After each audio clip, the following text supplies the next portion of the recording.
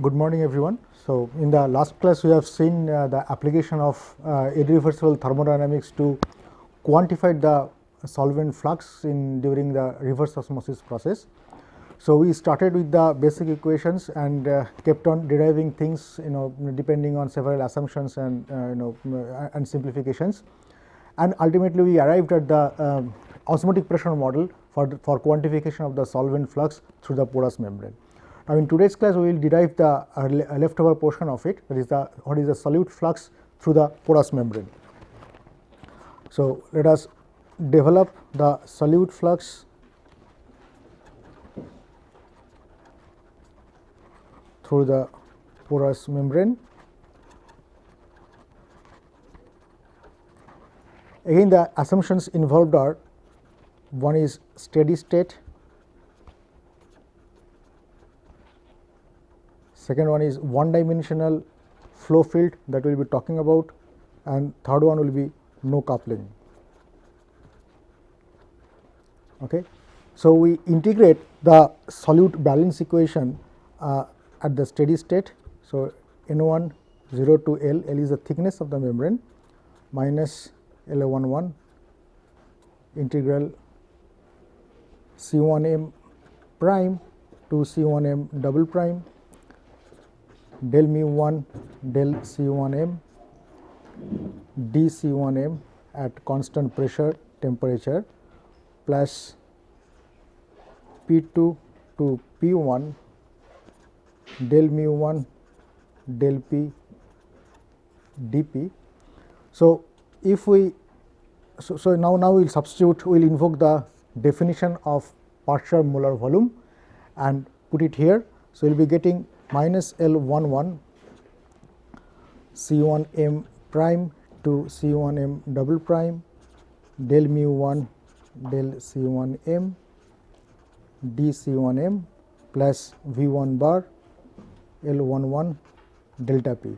Delta P is the pressure drop across the membrane, and for the dilute solution we know the activity will be almost equal to concentration. So, we will be utilizing the concept of dilute solution.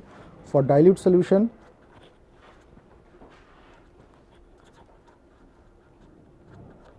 our activity will be almost equal to concentration, and let us look into the expression of chemical potential. Mu is equal to mu naught plus RT ln A1m. So, that will be in the dilute limit, it will be mu 0 plus RT ln C1m. Now, let us look into the derivative del mu 1 del C1m. It will be nothing but RT del ln C1m by del C1m. Okay. So, just we are putting the mu 1 0. Okay. Now, you can combine the equation with the integrated form, and this becomes L11 RT ln C1 m prime C1 m double prime plus V1 bar L11 delta P. So, the expression of solute flux, this is a molar flux, this becomes L11 RT by length, thickness of the membrane C1 m prime C1 m double prime plus V1 bar L11 divided by L delta P. Now, again there are certain approximation one can have. In most of the cases, the second term of this expression becomes pretty small. So, generally the second term V1 bar L11 divided by L times del P are negligibly small compared to this term.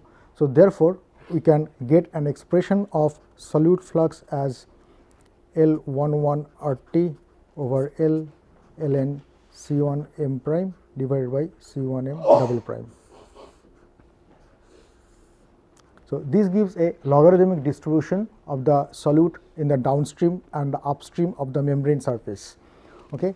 Now, again since we are already assuming a dilute solution, it is well known that the coefficient L11 will be roughly proportional to d1m multiplied by C1m. This is for dilute solution.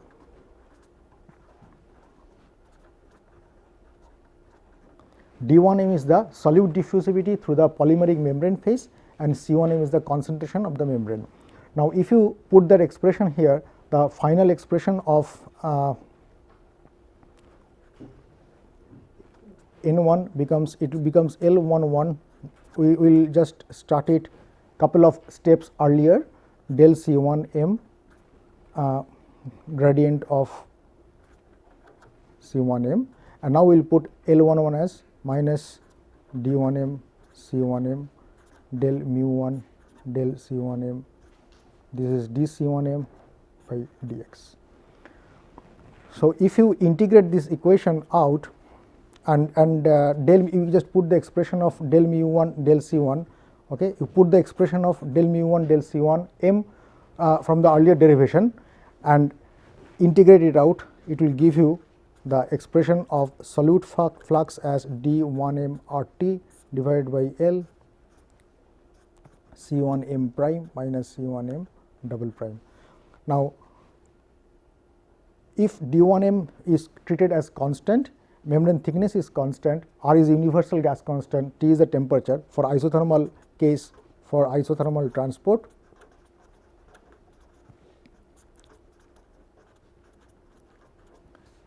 N1 the solute flux becomes some constant multiplied by C1m prime minus C1m double prime. This is known as the solute permeability through the membrane.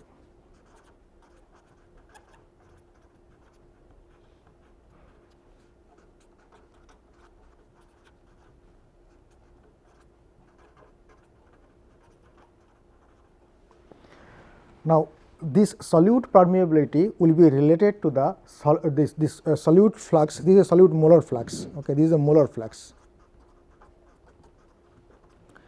This molar flux of the solute will be related to the molar flux of the solvent, and we will be coming to that, but this relationship is known as the solution diffusion model.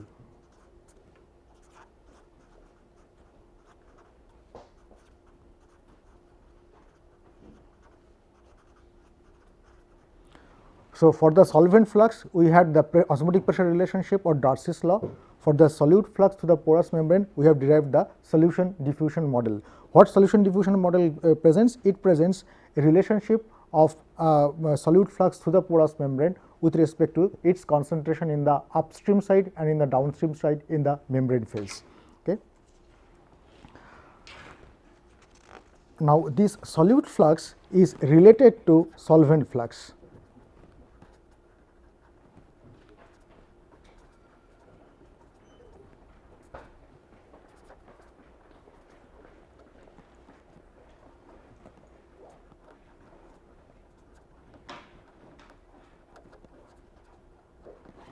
Through the membrane.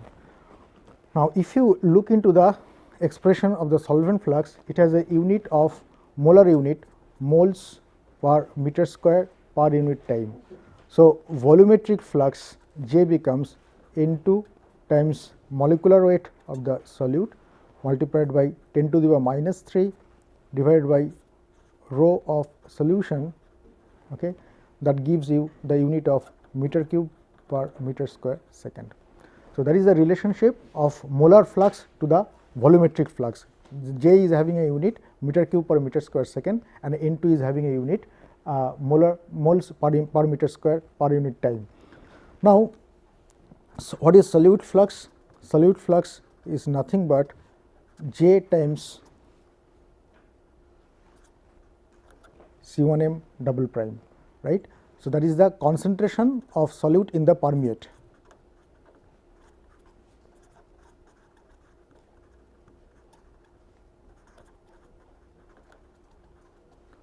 This is a solvent flux multiplied by the concentration of the solute, that will give you the solute flux, moles of solute per unit meter square per meter square per unit time. Now, therefore, the solution diffusion model can be written as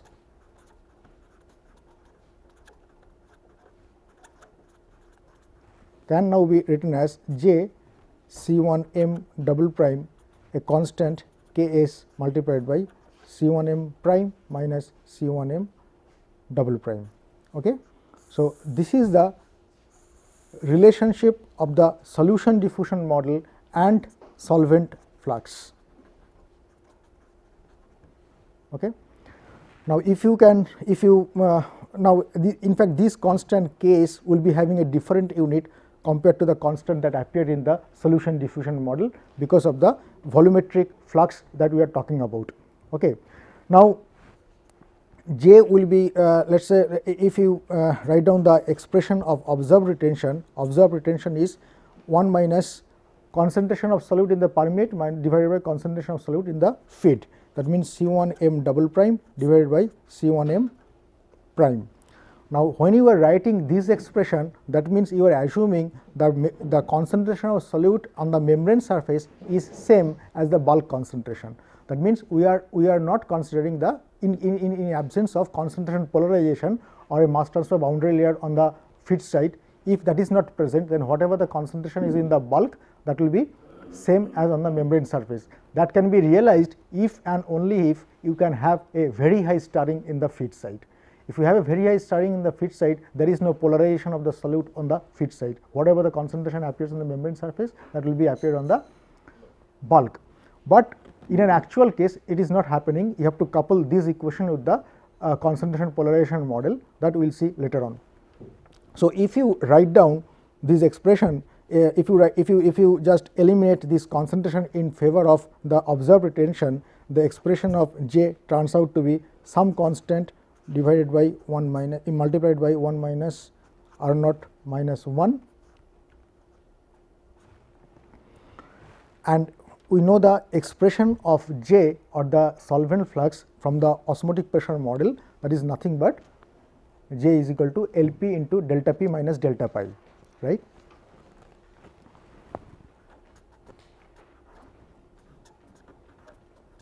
We just derived this relationship. So, utilizing this relationship and the earlier one can write the expression of R naught as LP delta P minus delta pi divided by LP delta P minus delta pi plus B. What is B? B is nothing but it is equivalent to Ks, okay, equivalent to Ks, and this is the solute permeability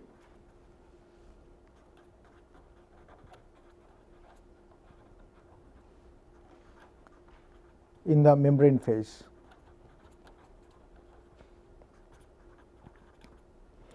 Now, let us look into the implication of variation of observed retention, how it varies as an operating condition, which is the most critical in the case of reverse osmosis, that is delta P. If you increase delta P, if we increase the delta P, what happens? The B becomes very insignificant and you will be getting R naught tends to 1. Okay. So, that means for higher pressure, if you plot observed retention versus delta P, in case of reverse osmosis, you are going to expect a curve something like this, and this value will be equal to close to 1. Okay. On the other hand, in case of ultrafiltration, so this is the case of reverse osmosis and nanofiltration membrane. That means observed retention increases as you increase the operating pressure drop. In case of ultrafiltration and microfiltration, the case is simply reverse, because your pore size is very high, the more solids will be permeating through the membrane. In that case, observed retention will be going down as you increase the pressure. In case of ultrafiltration and microfiltration, the trend will be just reverse. Now, physically what it means? Physically it means that the membrane becomes non-porous. It has a certain capability to retain the solute. So, the solute will be retained to that maximum possible extent, but if you increase pressure, the solvent being smaller in size, more solvent will be permeating through the membrane. So, therefore, since the extent of retention by this reverse osmosis or nanofiltration membrane is almost constant, the concentration of permeate of the solute in the permeate stream will be more or less constant. because it has a particular capability, it cannot retain beyond a particular point. So, the concentration, so you cannot, by changing the operating pressure or any operating conditions, it is very difficult to increase or decrease that capacity. Okay. So, the concentration of the solute in the permeate stream will be more or less constant, but if you still increase the operating pressure, more solvent will be coming through the membrane. So, therefore, the permeate stream will be diluted. The concentration of solute in the permeate will be less, because the total amount will be same, you are adding more water to it. So, it will be diluted. So, therefore, observed retention will be tending to 1. So, physical significance is that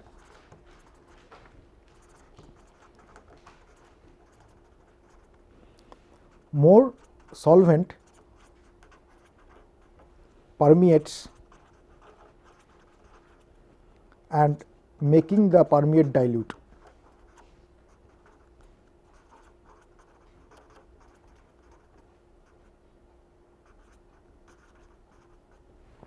So, one can expect an increase in retention in case of reverse osmosis or nanofiltration as you increase the operating pressure drop.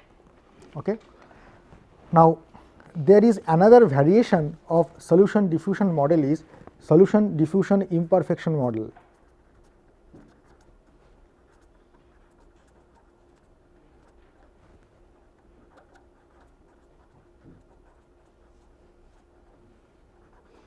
What is this model? If you remember, in the derivation of solution diffusion model, we omitted one term, that is the delta P term, the pressure drop term. We have a term of, let us say, Ks times C1 m double prime, C1 m prime minus C1 m double prime, plus another term, that is some constant, let us say K prime times delta P. What we said, generally these terms becomes very small. What is this term? This term signifies a diffusive term, because this is driven by the concentration difference. So, this is a diffusive term.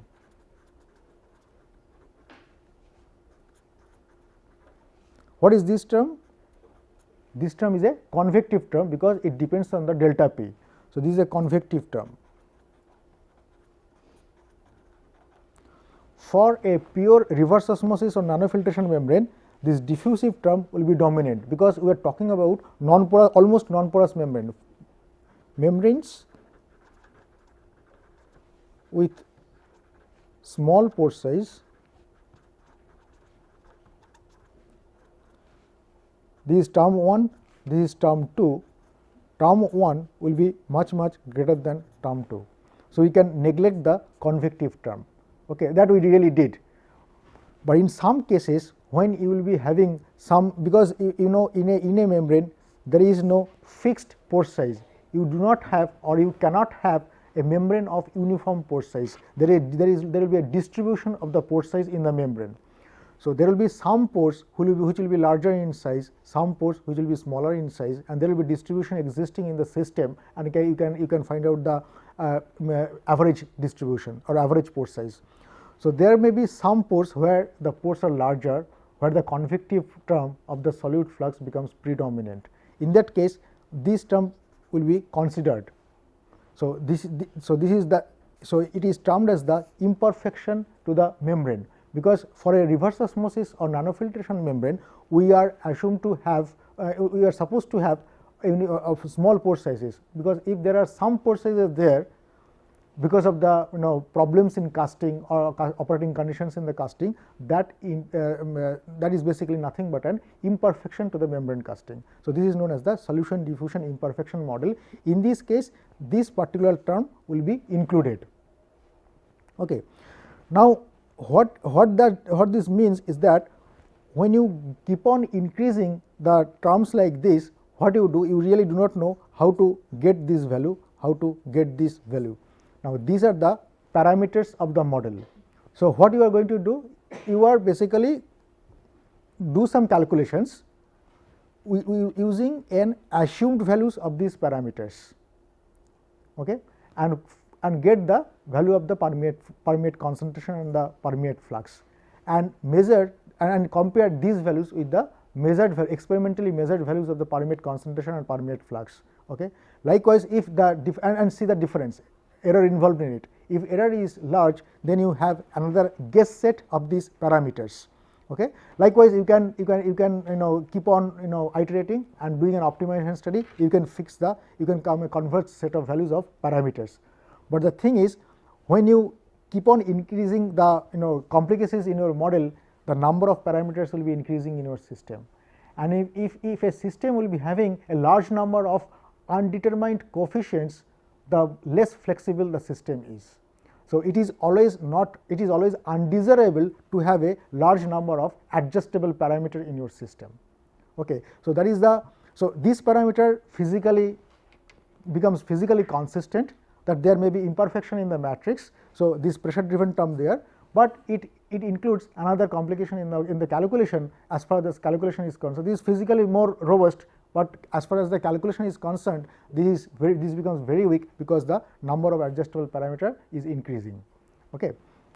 So, you have to keep all these things in your mind during your calculations and modeling of the system. Okay. Then we look into the two terms, concentration polarization and membrane fouling.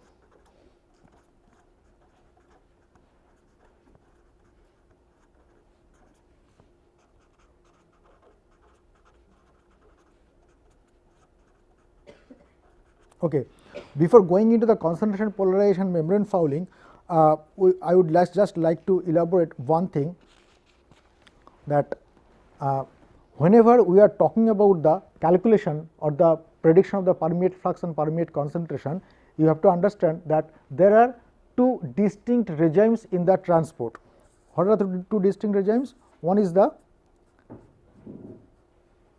transport through the porous membrane, another is the flow outside the membrane in the flow channel.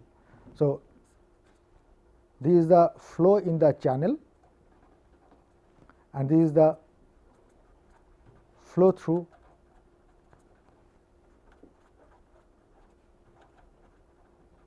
porous membrane. Now, how you will be modeling the flow outside in the flow channel? You will be doing a fluid dynamic study. You write down the equation of continuity, you have to write down the species balance equation, solute balance equation.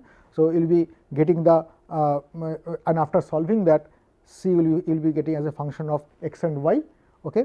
And that has to be, so there will be a transport phenomena outside the flow, outside the membrane, and there will be a transport phenomena inside the porous medium. Now, what will be the solute flux, and this will be coupled, these two will be coupled at the interface. Okay.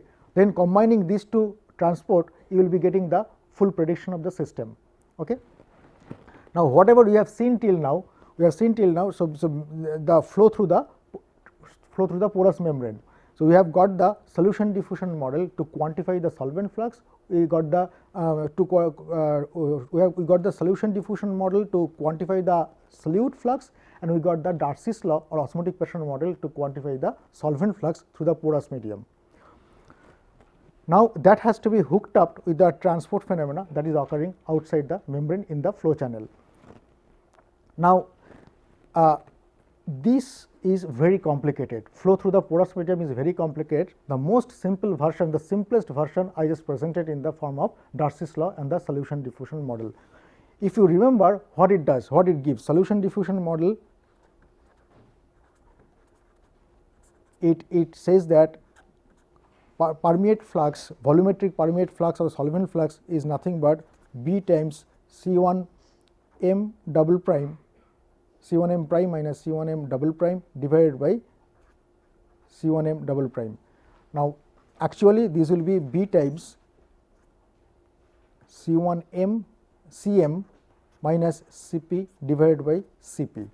Cm is the concentration of the solute in the concentration solute in the membrane feed interface, and C1 m double prime is nothing but permeate concentration, right. Now, this gives a relationship between a functional relationship between Cm and Cp. What is Cp? Solute concentration in the permeate, and Cm is the solute concentration in the feed membrane interface. This gives a relationship between that. And if you remember, the real retention, the definition of real retention is 1 minus Cp by Cm. and what is Cp? Cp is simply Cm into 1 minus Rr. So, this also gives a relationship between Cp and Cm. This is a different relationship. So, what is the difference between the two? If you talk about the real retention, then we cannot talk about the solution diffusion model. They are mutually exclusive. Both are almost equal to same, because real retention is nothing but, as I discussed earlier, it is nothing but a partition coefficient of the solute in the permeate phase and in the feed phase. On the other hand, solution diffusion model becomes, so what is real retention? Real retention is basically a parameter which dumps all the flow characteristic of the solute through the porous membrane. So, this is one adjustable parameter. This is not an adjustable parameter. We have discussed in earlier classes how to determine it experimentally from a different set of experiment. You conduct the experiment at high turbulence, so that observed retention will become almost a real retention.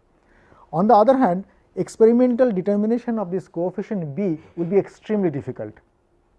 It is almost impossible. So, it has to be it has to be determined again by against the experimental values, okay, by doing an optimization study.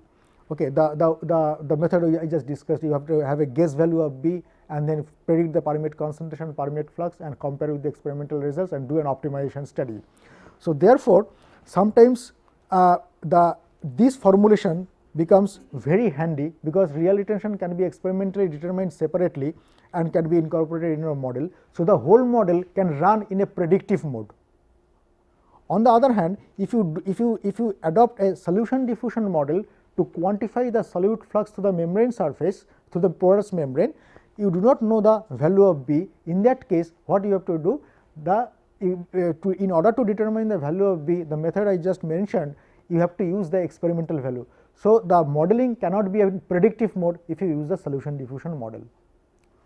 What you can do maximum, suppose you can have 20 experiments or 27 experiments, you can take half of the experimental setups using different operating conditions and use those experimental values data to optimize the value of B. Once you optimize this value of B, then for the rest of the data you can run it in a predictive mode. So, in that case, solution diffusion, the shortcoming, the advantage of solution diffusion model is it is physically more correct compared to the real retention formulation. On the other hand, it creates a complication or an inaccuracy during the experimental modeling or calculation stage, because for the half of the you have to use the experimental values to determine the value of B. On the other hand, you can use the real retention formulation for a completely predictive calculations. Okay, that is the difference between the solution diffusion model and the real retention formulation. Now, let us come to the concept of concentration polarization.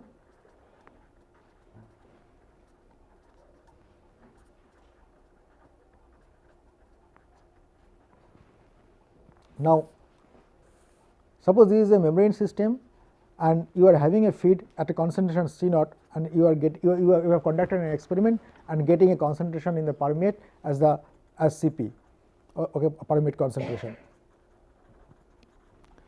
Now, it is not that simple that you are going to get a concentration C naught in the feed stream and going to get a permeate concentration Cp. There is something there is a deposition of solutes on the membrane surface which provides a concentration boundary layer in the membrane surface, okay, that we have discussed in the earlier lectures. Now, this concentration becomes Cm. So, the membrane, as far as the membrane is concerned, the membrane does not realize or does not experience or does not recognize the presence of the bulk concentration. Membrane experiences only the surface concentration over it and a permeate concentration on the downstream. So, there will be accumulation of solutes over the membrane surface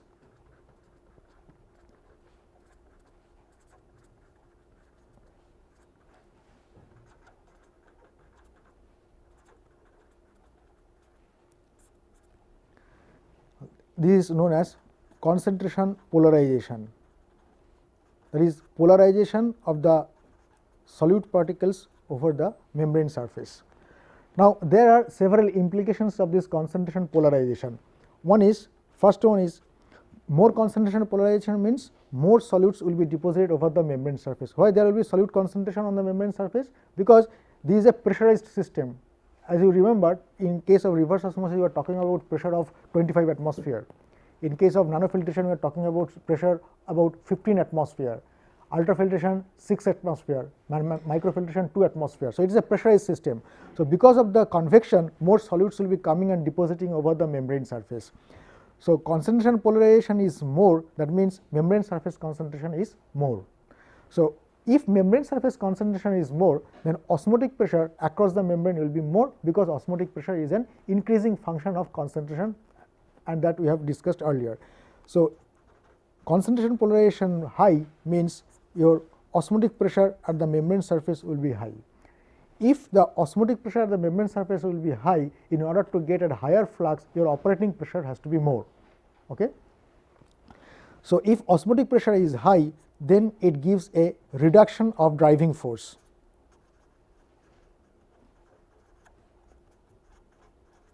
Delta P minus delta pi.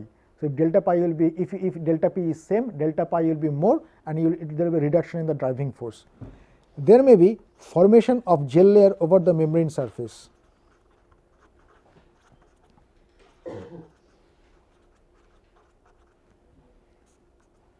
What is formation of gel layer? So, basically, if in an actual system, the membrane channel will be long in the tune of 1 meter, 2 meter, like that. 1 meter means 3 feet. Okay, it may be several meters. Now, initially, that we have discussed earlier, that at the entrance of the channel, the concentration polarization will be less, the concentration boundary thickness will be less, and it will be increasing slowly over the channel length. And this growth of concentration boundary layer will be extremely slow, because the entrance length will be pretty high in case of the solutes like this that we have discussed. The entrance length required will be 0.05 into Reynolds number into Schmidt number, and we are talking about a solute of very low diffusivity, that means very high Schmidt number. So, therefore, the entrance length will be extremely high. So, therefore, as you go down in the membrane channel, the surface concentration will keep on increasing. The surface concentration will keep on increasing, and beyond a particular point, it may exceed the solubility limit of the solute in that particular solvent at that particular temperature. So, what happens at that point? If it exceeds the solubility limit, the whole solute will be precipitated over the membrane surface as a solid. In that case, it is termed that it forms a gel.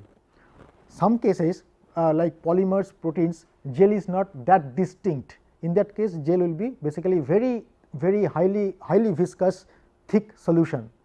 So, what formation of gel gives? It gives an extra resistance against the gel, means it is a very thick, its viscosity will be extremely high. So, the porosity will be extremely low. So, it acts as a dynamic membrane, an additional membrane in presence of the actual membrane, the physical membrane. So, it is called a formation of a dynamic membrane. So, therefore, it offers an extra resistance. So, formation of gel layer means extra resistance against the solvent flux.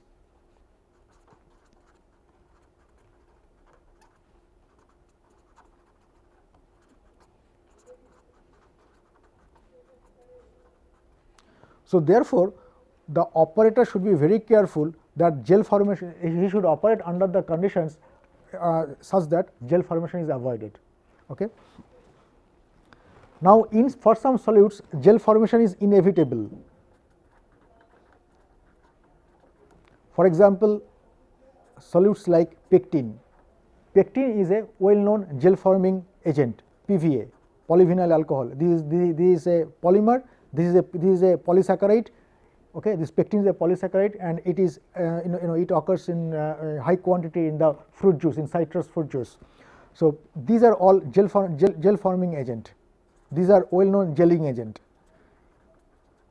For filtration of such gelling agents, gel formation is there, it is unavoidable, and it occurs from the very beginning of the operation. Okay.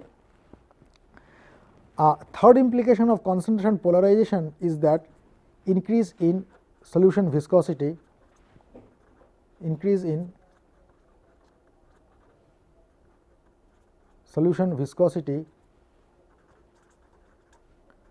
near membrane feed interface. Okay. So, it becomes concentration increases, and what are the various parameters, kinetic parameters, transport coefficients involved in the solute balance equation. The transport coefficients, those are involved in the solute balance equation. One is viscosity, another is diffusivity, another is density. Now, we know that viscosity, diffusivity, density, all the three parameters are functions of concentration.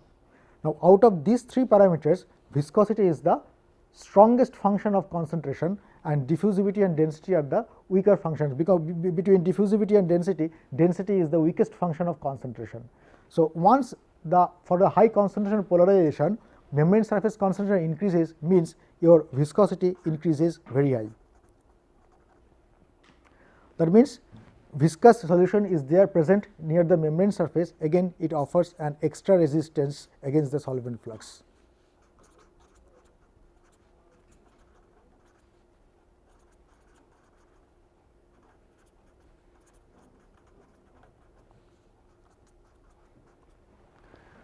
Okay.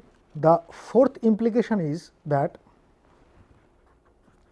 increase in concentration polarization means your membrane surface concentration increases.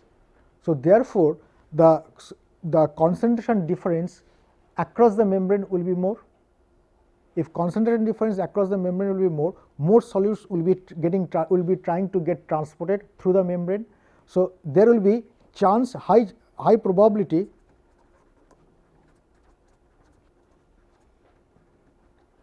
of pore blocking.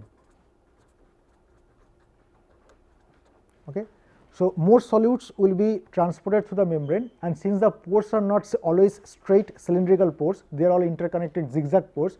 Some of the pores will be maybe blocked, some of the pores may be completely blocked, some of the pores may be partially blocked, partial clogging, and all those things can occur. Okay. So, this pore blocking, what it does? This pore blocking will reduce the permeability of the membrane.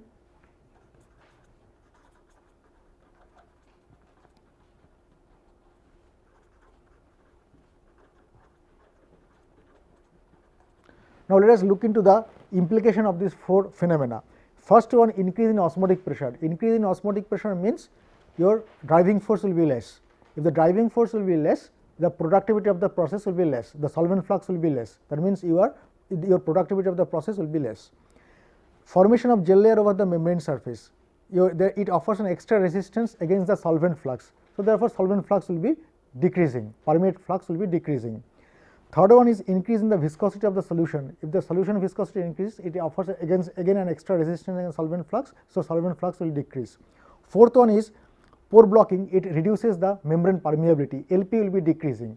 If LP decreases, again the solvent flux will decrease. So, all these four phenomena will point to the common result, that is the decrease in the solvent in the permeate flux. Solvent flux in the permeate stream, decrease in permeate flux. That means it decrease in productivity of the process.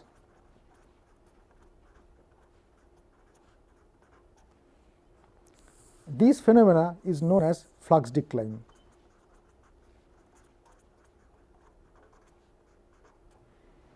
In an actual process, because of this phenomena, now all these phenomena can occur one at a time or more than one at a time or all of them at a time.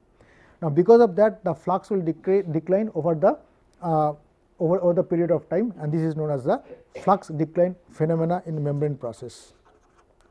Now, there are considerable research going on nowadays to avoid minimize the flux decline. Now, this concentration polarization cannot be avoided, it is always there, but it can be minimized, and there are several techniques there for minimizing this concentration polarization, and we will be looking into some techniques later on in our course. Okay. Okay. Now, let us look into the fouling.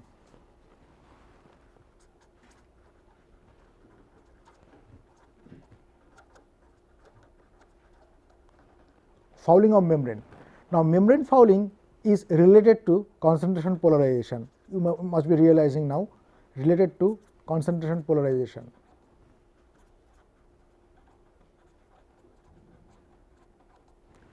depending on the ease of removal of fouling, the fouling can be categorized into two types. One is reversible fouling,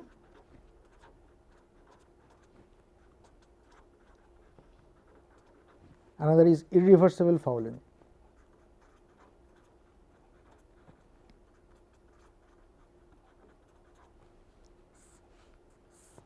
What is reversible fouling? In case of reversible fouling, the deposition over the membrane surface. For example, the formation of boundary layer,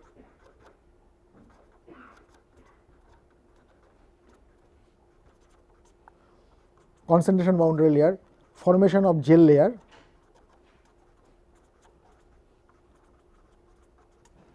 formation of a very thick high viscous solution over the membrane surface. If the flux decline occurs because of this, now if you stop the operation and open up the system and wash the membrane, all these depositions will be washed away. If you rinse the membrane or if you use an appropriate washing protocol, all of this will be removed. So, you get back your original permeability of the membrane. So, these are known as the reversible fouling. So, fouling can be reversed, you can get back the original permeability of the membrane. On the other hand, now pore blocking or solute adsorption inside the pore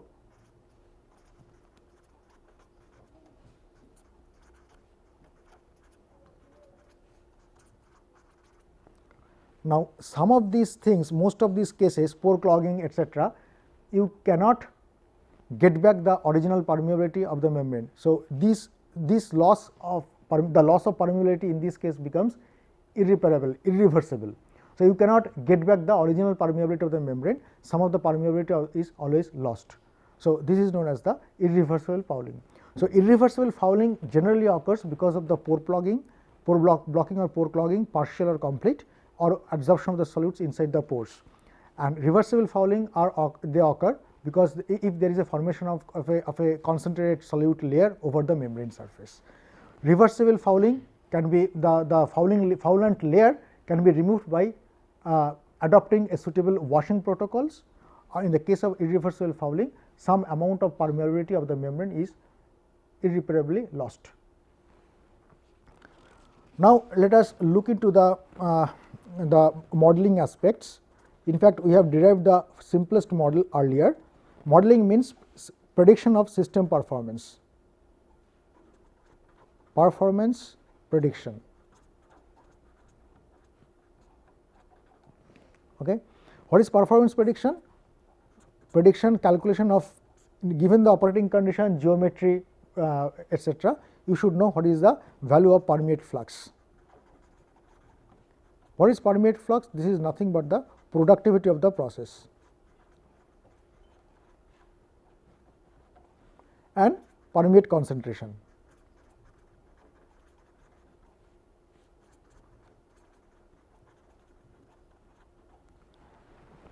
The simplest model, we just think about a one dimensional steady state model, that is known as the film theory, that we have discussed and derived earlier, probably a couple of classes back, and I will just give the highlight of this. There are several assumptions in the film theory. It is assumed that the solute layer, forms a concentration boundary layer over the membrane surface of constant thickness. So, that obviously that assumption is not very correct, because most of the channel near the entrance there will be an entry length existing where the thickness is growing, but it is not constant. Number one. Number two is that in this case we have assumed that there will be a convective flux towards the solute existing. This is by the delta P JCP JC, and there will be a diffusive flux away from the membrane surface because of the concentration gradient. Membrane surface concentration is more compared to the bulk concentration. So, there will be diffusive flux because of the concentration difference, Fick's law, and there will be convective flux away from the membrane surface at the steady state J times Cp. Now, at the steady state, all the summation of all the fluxes will be equal to 0, and you will be getting a differential equation. By solving that, you will be getting the expression of film theory that we have already derived earlier. the expression of film theory is J is equal to K ln Cm minus Cp divided by C naught minus Cp. That we have already derived earlier, I am not deriving it once again. What is K? K is the mass transfer coefficient.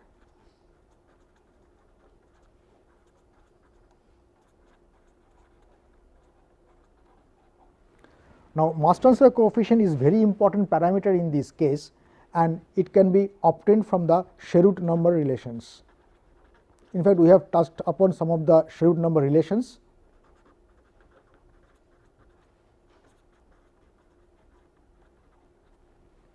For flow through a tube, okay, the tube geometry will be something like this. The fluid is flowing across a tube, and inner surface of the tube will be wrapped by a membrane. Okay. So, membrane surface area will be pi dl. On the other hand, if it is a flat geometry, that means if there is a channel like this, and if you put a membrane on the bottom surface and the top surface, the membrane area will be length times width, okay, twice of that. One surface will be available at the bottom, one surface will be available at the top. That is for the flow through a rectangular channel. For the flow through a tube, the Sherwood number relationship will be K d by d 1.62 Reynolds Schmidt d by L raised to the power 1 upon 3 for laminar flow. Laminar flow means Reynolds number less than 2200. For rectangular geometry,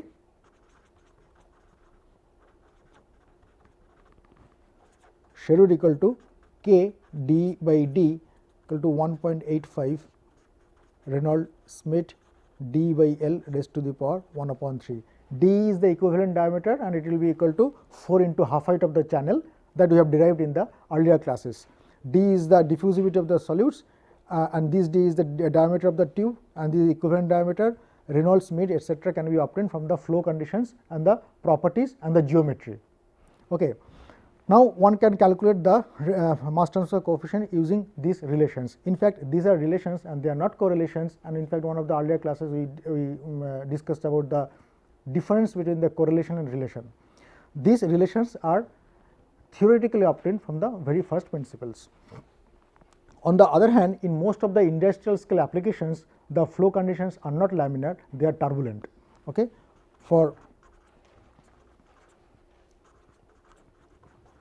turbulent flow, that means your Reynolds number greater than 4000, we can use the Dietz-Bolte relationship K d by d or K d e by d.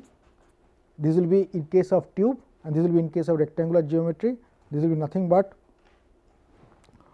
0.023 Reynolds raised to the power 0.8 Schmidt raised to the power 0.33. Okay. So, this Reynolds number will be based on diameter if it is a flow through a tube, and it is based on equivalent diameter if it is flow through a rectangular channel. Now, this is a correlation. This is if you remember Dietz-Bolte relationship for the heat transfer case.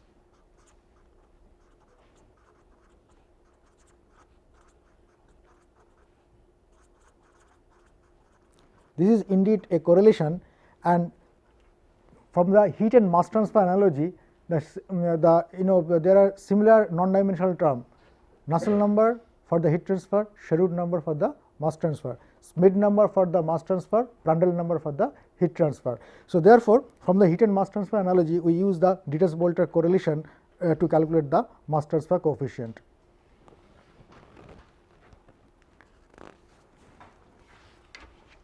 If you have now in some industrial application, there are stirred cells. So, basically this is a big vessel. In the big vessel, if you have a very important item which will be the feed is very small and very costly, then you can use that stirred cell. So, there is a flange there, you put the membrane in the bottom of the cell and you put a stirrer there, seal the top, and there will be a tap which will be pressurized from the outside by using nitrogen cylinder or something like that. So, this is called a stirred cell. In stirred cell, the mass transfer coefficient of Sherwood number correlation is obtained as is given as K r by d is equal to 0.285 Reynolds raised to the power 0.55 Schmidt raised to the power 0.33. Okay. So, R is basically the inner diameter of cylindrical cell, okay, star cell, and Reynolds number is defined as rho omega r, that is the linear velocity multiplied by the r divided by mu. So, rho omega r square by mu. Okay. What is omega? Omega basically starer speed in radian per second. So, this is not RPM. RPM can be converted to radian per second, and all of you know about it. And Schmidt number is basically mu by rho d, and this is for Reynolds number less than 32,000. This relationship is valid for Reynolds number less than 32,000. In fact, this is a correlation. For if the Reynolds number is greater than 32,000, another correlation is available. For Reynolds number greater than 32,000, you have Sherwood equal to K r by d is equal to 0.0443, Reynolds raised to the power 0.8, Schmidt raised to the power 0.33. Now, for Reynolds number greater than 32,000, you can use this correlation for estimation of mass transfer coefficient. So, we can use several appropriate mass transfer coefficient relationship under the laminar flow conditions, under the turbulent flow conditions, depending on the geometry. Okay. And using those mass transfer coefficient, one can have a you can calculate you can have a system prediction. But how to do that? That we will see in detail in the next class, in tomorrow's class. Okay.